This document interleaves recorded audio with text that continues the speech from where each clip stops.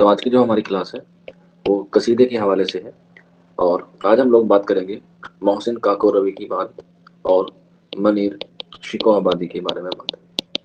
یہ چھوٹے چھوٹے سے شاعر ہیں لیکن بہت اہم اور بہت ہی امپورٹنٹ ہے ایگزام کے حوالے سے بھی، اور ویسے بھی یہاں سے جو ہے وہ آپ کو ایک یا دو کوشچن جو ہے وہ آپ کو دیکھنے کو مل سکتا ہے دونوں سے ہی۔ تو ان دونوں کی چیزوں کے بارے میں ہم لوگ آج کی کلاس میں کیا کریں گے، بات کریں گے۔ پہلے ہم لوگ بات کریں گے محسن کاکو روی کے حوالے سے۔ کس کے حوالے سے بات کریں گے؟ محسن کاکو روی کے حوالے سے بات کریں گے، کیونکہ سودا اور ذوق ان دونوں کے بعد جو اہم نام ہمارے سامنے آتا ہے وہ آتا ہے محسن کاکو روی کا۔ ٹھیک، چلیے تو آپ لوگ ہیڈنگ ڈال لیجیے گا محسن کاکو روی۔ کاکو روی ان کی پیدائش 1827 میں ہوئی، 1827 میں۔ کہاں پہ؟ کاکو روی میں۔ ٹھیک ہے، کاکو روی میں یا کاکوری میں۔ آپ نے سنا ہوگا کاکوری کانڈ یو پی میں ہے، وہیں پر جو ہے وہ ان کی پیدائش ہوئی ہے۔ اس کے بعد ان کا انتقال 905 یعنی کہ 1905 میں جو ہے وہ ان کا انتقال ہوا ہے محسن کاکو روی کا۔ کہاں ہوا ہے؟ جگہ جو ہے وہ نامعلوم ہے، جگہ نامعلوم ہے۔ اور انہوں نے جو ہے وہ بچپن میں ان کا جو اصل نام رکھا تھا وہ تھا محمد حسن، محمد حسن، اور ان کا تخلص یا ابتدائی تخلص ہوا محسن۔ لیکن اپنی وطن کی نسبت سے انہوں نے اپنے نام کے آگے کیا لگانا شروع کر دیا؟ کاکو روی۔ کاکو روی انہوں نے جو ہے وہ اپنے نام کے آگے لگانا شروع کر دیا۔ کہا جاتا ہے کہ یہ ایک مرتبہ بچپن میں سو رہے تھے اور ان کو جو ہے وہ سرور کائنات یعنی کہ نبی کریم محمد صلی اللہ علیہ وسلم کی کیا ہوئی؟ زیارت ہوئی خواب میں، جو اپنے آپ میں کیا تھا؟ ایک بہت بڑی بات تھی۔ اور بس تبھی سے ہی انہوں نے اپنے آپ کو نعت گوئی کے لیے کیا کر دیا؟ صرف کر دیا، یا نعت گوئی کے علاوہ کچھ اور کہا ہی نہیں۔ ایگزام میں پوچھا جاتا ہے کہ وہ کون سا شاعر ہے جس نے نعت گوئی میں سب سے زیادہ یا سب سے اہم کام کیا ہے، تو وہ آ جائے گا محسن کاکو روی۔ یہیں پہ ایک سوال اور بنتا ہے کہ نعت میں کس کی تعریف کی جاتی ہے؟ کس کی تعریف کی جاتی ہے؟ نعت میں کس کی تعریف کی جاتی ہے؟ کوئی بچہ بتا سکتا ہے؟ نعت میں کس کی تعریف کی جاتی ہے؟ یہ 3-4 ٹرم ہیں جو آپ کو یاد رکھنی ہے، جیسے حمد میں کس کی جاتی ہے، نعت میں کس کی جاتی ہے، ٹھیک، اور منقبت میں کس کی جاتی ہے۔ بالکل، نازر صدیقی نے صحیح بتایا، حمد میں ہم کرتے ہیں خدا کی، نعت میں ہم کرتے ہیں نبی کی، اور منقبت میں ہم کس کی کرتے ہیں؟ صحاباؤں کی یا بزرگان دین کی۔ یہ چھوٹے چھوٹے ٹرمولوجی ہیں تو آپ کو یاد رکھنا ہے۔ تو اسی طرح سے محسن کاکو روی نے جب بچپن میں نبی کریم صلی اللہ علیہ وسلم کی زیارت کی تو بس اسی سے جو ہے وہ انہوں نے کیا کرنا شروع کر دیا؟ نعت گوئی کی طرف کرنا شروع کر دیا۔ اور اس کا پتہ ہمیں اس بات سے لگتا ہے یا اس شعر سے لگتا ہے، وہ یہ ہے تمنا کے، ہے تمنا کے، ہے تمنا کے رہے نعت، ہے تمنا کے رہے نعت سے میری خالی، ہے تمنا کے رہے، ہے تمنا کے رہے نعت سے میری خالی، نہ میرا شعر، نہ میرا شعر، نہ قطع، نہ قصیدہ، نہ قصیدہ، نہ غزل۔ یعنی کہ چاہے میں شعر کہوں قطع میں، چاہے میں کہوں قصیدہ میں، چاہے میں کہوں غزل میں، اس میں صرف جو ہے وہ نعت ہی کیا ہونی چاہیے؟ مشروف اور مقبول ہونی چاہیے۔ اسی لیے ہم لوگ اردو ادب میں نعت گوئی کی جو ابتدا ہے یا نعت گوئی کا جو بانی ہے وہ کس کو مانتے ہیں؟ محسن کاکو روی کو مانتے ہیں، محسن کاکو روی کو ہی مانتے ہیں۔ اور یہ انہوں نے جو نعت گوئی یا قصیدہ گوئی کی ہنر سیکھا یا انہوں نے جو اپنا استاد بنایا وہ بنایا امیر مینائی کو، امیر مینائی کو، یا کہہ سکتے ہیں محسن کاکو روی کے وعلیکم السلام صبا امیر مینائی کو کیا بنایا؟ اپنا استاد بنایا۔ اور انہوں سے کیا کی؟ انہوں نے شاعری کی۔ اور اگر ہم بات کریں ان کے دبستان کی کہ ان کا تعلق کس دبستان سے تھا، تو آنسر ہو جائے گا لکھنؤ، لکھنؤ دبستان سے۔ اور میں نے ابھی 2 روز پہلے آپ کو بتایا تھا کہ دبستان لکھنؤ کا بانی کس کو کہا جاتا ہے؟ دبستان لکھنؤ کا بانی کس کو کہا جاتا ہے؟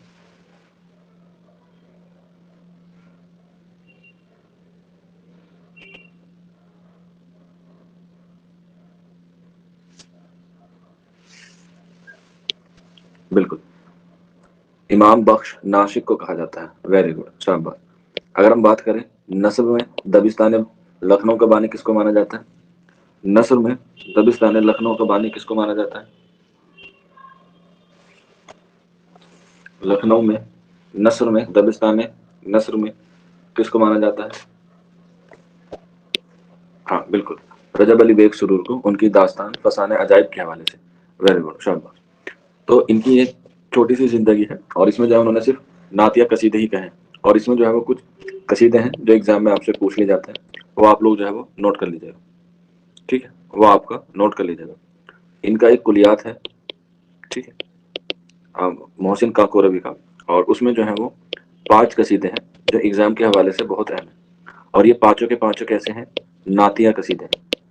क्या है? नातिया कसीदे हैं। इनका पहला कसीदा है वो है गुलदस्ताए कलाम रहमत।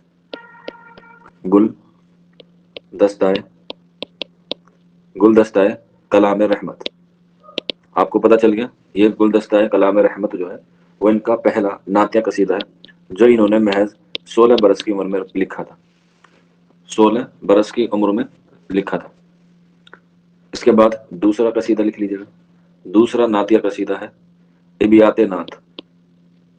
इबियाते नात, ये इनका दूसरा कसीदा है इबियाते नात, ठीक है। इसके बाद तीसरा, और तीसरे पे स्टार बना के लिख लीजिएगा, ये एग्जाम में सबसे ज्यादा आता है और वो है मदीह खैरुल मुरसलीन। एग्जाम में यही वाला जो है वो पूछा जाता है कि मदीह खैरुल मुरसलीन किसका कसीदा है? तो आंसर हो जाएगा मोहसिन काकोरवी का। मदीह खैरुल मुरसलीन ये सबसे अहम और सबसे इंपॉर्टेंट है मोहसिन काकोरवी का। मोहसिन काकोरवी का सबसे अहम और सबसे अहम नातिया कसीदा यही है मदीह खैरुल मुरसलीन, ठीक है। कभी कभी इसका दूसरा नाम भी आ जाता है एग्जाम में, तो वो लिख लीजिएगा मुस्ताना कसीदा। मुस्ताना कसीदा, ये इसका दूसरा नाम भी है मुस्ताना कसीदा, ठीक है। इसके बाद दूसरा चल लीजिएगा, और हाँ ये किसकी मदा में है तो लिख लेना नबी करीम सल्लल्लाहु अलैहि वसल्लम की मदा में है, ठीक। इसके बाद चौथा फोर्थ कसीदा है नज्म दिल अफरोज। नज्म दिल अफरोज, नज्म दिल अफरोज, ये इनका चौथा कसीदा है। इसके बाद पांचवा अनीस आखरत। अनीस आखरत, ये अखरात होगा, सॉरी, अनीस अखरात, ये इनकी 5 नातिया कसीदे हैं और इसी में जो है वो एक नए क्वेश्चन जो है वो आपसे पूछ लिया जाएगा। मोहसिन काकोरवी ने, जैसे मैंने आपको बताया, कथा, कसीदा, गजल, इन सब में जो है वो क्या किया है, इन्होंने तब आजमाई की और यही 5 कसीदे हैं जो एग्जाम के हवाले से जो है वो आपसे पूछ लिया जाता है। इनके कुछ मसनवी भी हैं जो नबी करीम सल्लल्लाहु अलैहि वसल्लम के जिक्र के बारे में लिखी गई है, तो लिख लीजिएगा इनकी एक मसनवी है जिसका नाम है सुबह तजल्ली। सुबह तजल्ली ये नबी के बारे में जिक्र किया गया है या नबी की पैदाइश के बारे में जिक्र करती है। इसके बाद दूसरी मसनवी है चिराग काबा। चिराग काबा, इसमें जो है वो महराज का बयान किया गया है, महराज शरीफ का। एक होता है महराज और एक होता है शब बारात। ये दोनों एक ही बात है, ये दोनों अलग अलग बातें हैं? महराज और शब बारात ये दोनों एक ही बातें हैं या अलग अलग बातें हैं?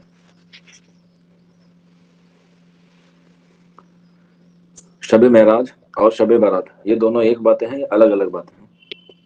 हाँ, बिल्कुल, सबा ने सही बताया है, अलग है। अलग कैसे हैं?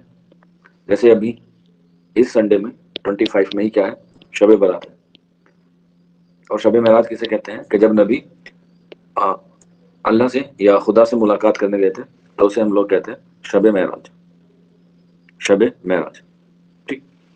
तो यहाँ पर जो है वो हमने मोहसिन काकोरवी के हवाले से बात की। इससे ज्यादा जो है इसमें जो है वो कुछ पूछा नहीं जाएगा आप लोगों से मोहसिन काकोरवी के हवाले से। तो अब लोग आप नेक्स्ट हेडिंग डाल लीजिएगा मुनीर शिको आबादी। मुनीर शिको आबादी बहुत अहम और बहुत ही मकबूल शायर है, कसीदे में। अगर बात की जाए इनके असल नाम की, इनका असल नाम, तो इनका असल नाम था मीर मोहम्मद इस्माइल हुसैन मुनीर शिको आबादी। मीर मोहम्मद इस्माइल हुसैन मुनीर शिकोह-ए-बादी, ये क्या था? इनका पूरा नाम था। इनकी पैदाइश या इनकी विलादत कब हुई, इस बारे में जो है बहुत से लोगों के क्या है, अलग अलग कौल है। कोई कहता है 1810 में हुई, कोई 1813 बताता है, कोई 1814 बताता है और कोई 1818 बताता है। तो ये जो है इनके बारे में इख्तलाफात है कि इनकी जो पैदाइश है वो कब हुई, लेकिन ज़्यादातर लोगों की जो राय है वो कहाँ की है, 1814 की है। ठीक है, 1814 में इनकी पैदाइश हुई। कहाँ पर हुई ये भी आप लोग लिख लीजिएगा, और ये हुई शिकोह-ए-बाद में, शिकोह-ए-बाद। और ये किसके पास है, आप लोगों ने एक नाम सुना होगा, फिरोजाबाद, उसी के आसपास का इलाका है शिकोह-ए-बाद। हाँ। मोमिन के हम बेटा, मोमिन कहाँ से आ गए? मोमिन तो यहाँ पे है 1800 में। हाँ कह सकते हैं, मोमिन के हम असर कह सकते हैं। फिरोजाबाद के पास, कहाँ पर? उत्तर प्रदेश यूपी में इनकी पैदाइश हुई है। और इनकी वफात हुई है 1880 में। कहाँ पर? रामपुर में। और रामपुर भी कहाँ है? उत्तर प्रदेश के यूपी में।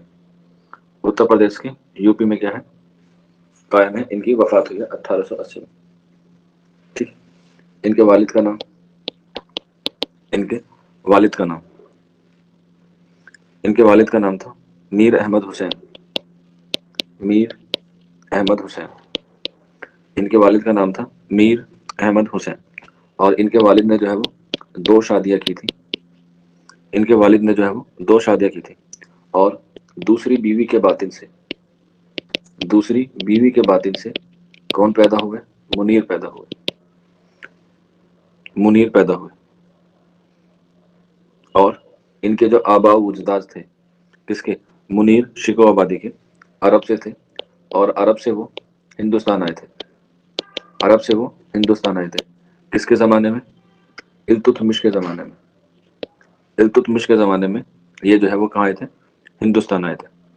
और यहीं पर रह के जो है वो उन्होंने फिर अपने इख्तियार कर ली। इनके दादा परदादा जो है वो यहीं से उनका ताल्लुक था। और फिर ये जो है, जो इनके वालिद थे, जो मैंने आपको अभी लिखवाया, सैयद अहमद हुसैन, ये तिजारत की गर्ज से फिरोजाबाद में आके क्या हो गए, बस गए। और यहीं पर जो है वो आके इन्होंने क्या की, काम करना शुरू किया।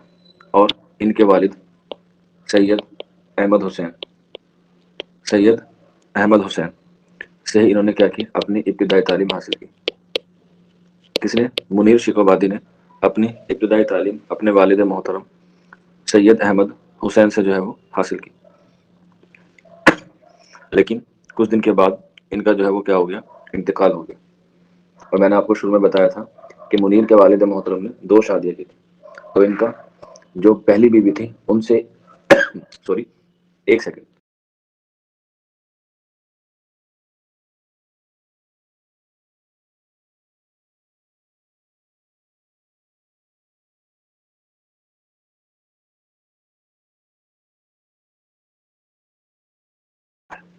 जी, तो इनकी जो पहली बीवी थी, उनका जो बड़ा लड़का था, जिसका नाम था औलाद हुसैन, औलाद हुसैन, ये घर का बड़ा लड़का था। तो इसी ने ही अपने भाई मुनीर शिकोह-ए-बादी की क्या की, तालीम और तरबियत की। मुनीर शिकोह-ए-बादी ने, यानी कि इनका ये जो कौन था, सौतेला भाई था।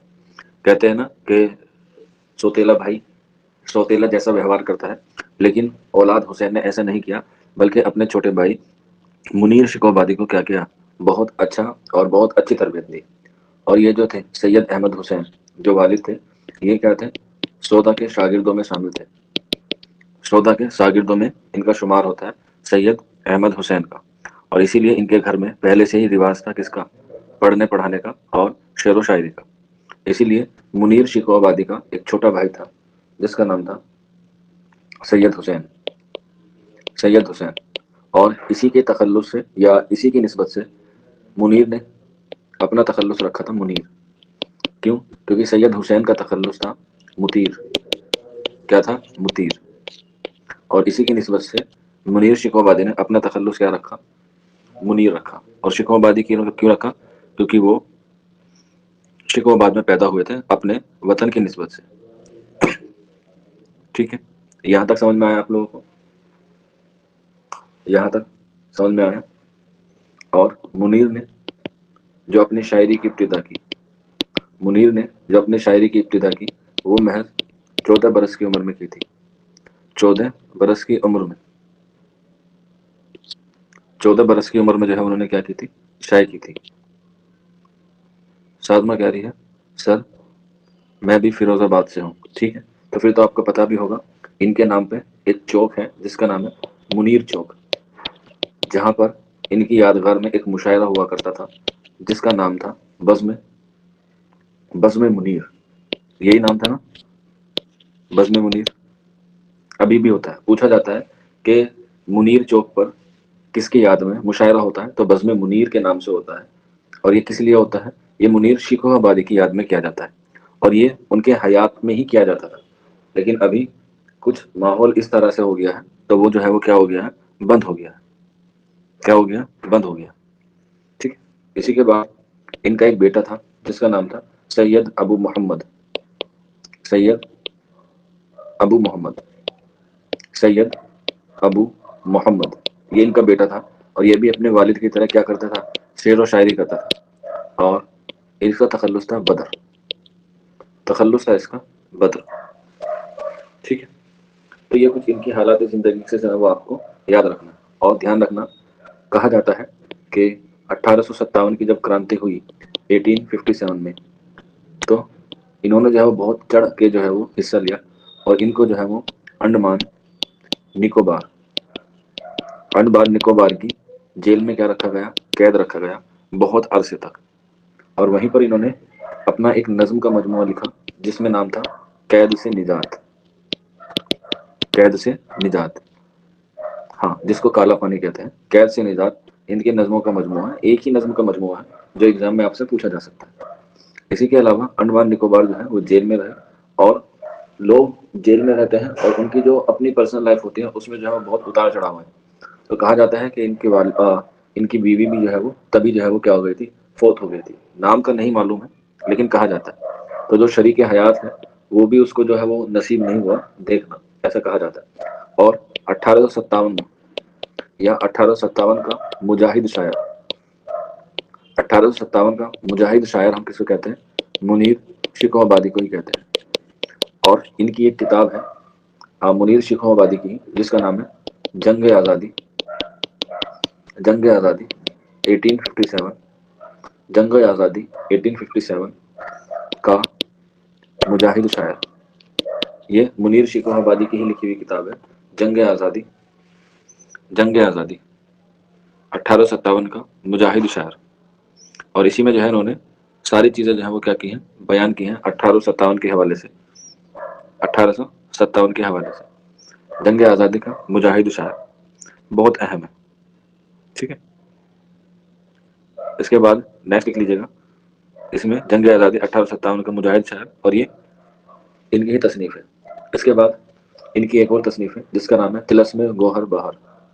طلسم گوہر بہار یہ بھی منیر شیخو آبادی کی ایک تصنیف ہے.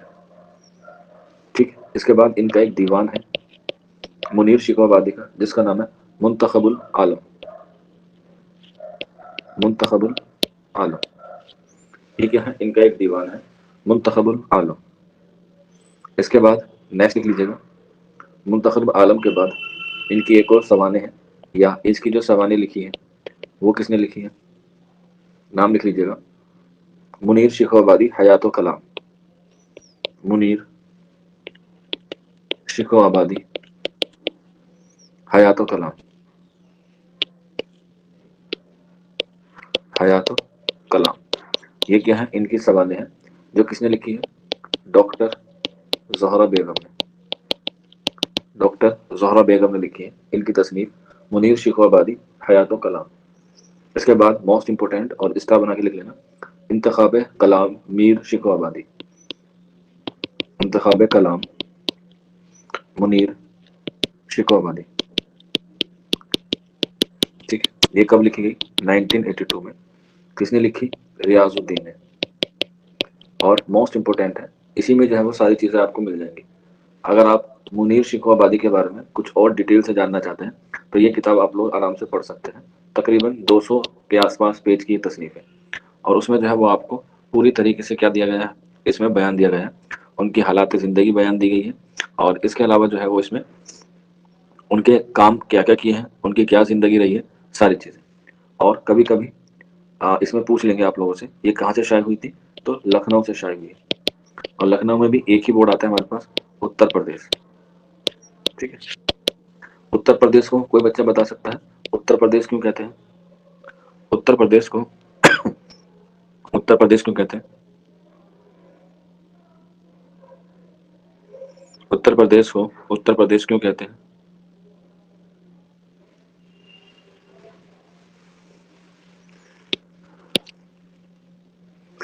نہ جیسی دل کو پتا چل گیا. بالکل. یہ کل میرے پاس ایک بچے نے بھیجا تھا، کیونکہ یہاں کوشچن سے پہلے اتر پتا چل جاتا ہے، اس لیے اسے اتر پردیش کہتے ہیں.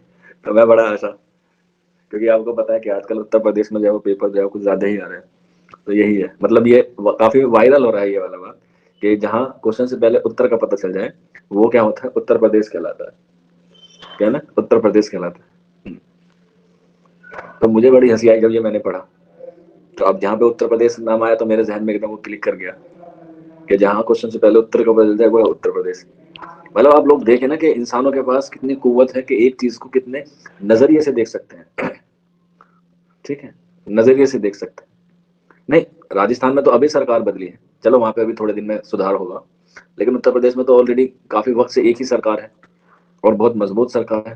اتنی مضبوط سرکار ہے کہ بلڈوزر بھی نہ توڑ پائے. تو اس طریقے سے ہے وہ بات. ٹھیک. چلیے خیر، آپ لوگ اپنے ایگزام کی تیاری میں لگے رہیے. دعا کیجیے گا کہ آپ کا نہ ہو، نہیں تو آپ کی محنت اور آپ کا پیسہ دونوں ڈوب جائے گا. چلیے، اس کے بعد ان کی ایک تصنیف اور ہے جس کا نام ہے تنقید. تنقید. تنقید کے علاوہ ان کا ایک کلیات ہے جس کا نام ہے کلیات منیر. اور یہ کب شائع ہوا؟ 1853 میں. کلیات منیر 1853 میں یہ شائع ہوا. ان کی نظم میں نے آپ کو لکھوا دی تھی، قید سے نجات. ان کا ایک قصیدہ جو ہے وہ بہت مشہور ہے. ایک ہی قصیدہ ہے جو ایگزام میں اکثر پوچھا جاتا ہے اور وہی امپورٹنٹ ہے، اور وہ یہ ہے: در تہنیت، در تہنیت غسل صحت، در تہنیت غسل صحت، نواب تجلی یا نواب تجل، نواب تجل حسین کا، حسین کا فروخ آباد. یہ فروخ آباد کے ایک نواب تھے، ان کی مدح میں یہ قصیدہ تھا منیر شکو آبادی کا. منیر شکو آبادی کا. ٹھیک ہے. بس منیر کے حوالے سے اتنا ہی آپ کو پڑھنا ہے، اس سے زیادہ جو ہے وہ آپ کو ایگزام میں جو ہے وہ نہیں پوچھا جائے گا. ٹھیک. تو یہ محسن کاکوروی ہوئے، اور اس کے بعد ہمارے ہوئے منیر شکو آبادی. چھوٹے چھوٹے سے شاعر ہیں، ایک کوشچن جو ہے وہ آپ کا اس میں سے آ سکتا ہے. ٹھیک. انہوں نے غزل بھی کہی ہے، نظم بھی کہی ہے، اور قصیدے بھی کہے ہیں. تو وہ اتنے اہم نہیں ہیں. جو جو چیزیں ایگزام کے حوالے سے اہم ہے وہ میں نے آپ کو جو ہے وہ لکھوا دیا. باقی کسی کا کوئی ڈاؤٹ ہے یا کوئی کویری ہو تو پوچھ سکتا ہے.